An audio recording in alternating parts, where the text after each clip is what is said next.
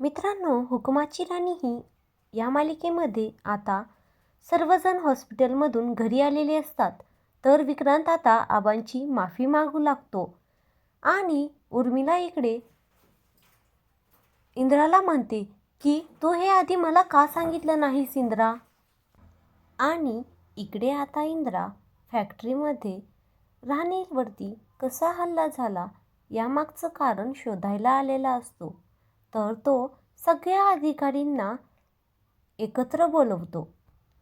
आता सर्व कर्मचारी इंद्राच्या ऑफिसमध्ये आलेले असतात.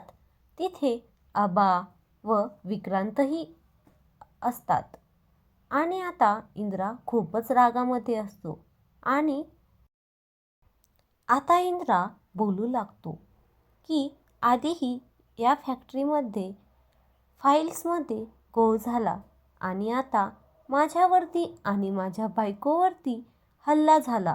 हे काय चाललंय मलाच कळेनासं झालंय. आणि आताही या कारणांमागे तुमचाच हात आहे असं इंद्रा म्हणू लागतो.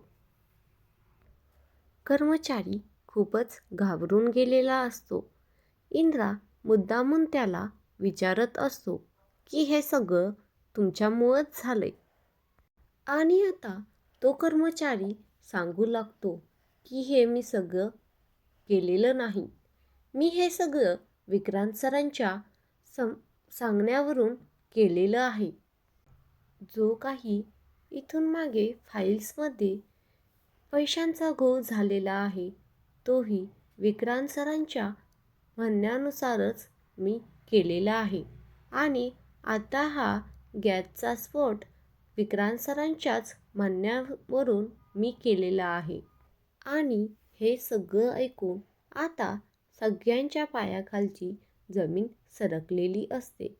आता विक्रांतही थरथरू कापू लागतो. कारण त्याचं नाव सबसिडी फूड आलेलं असतं.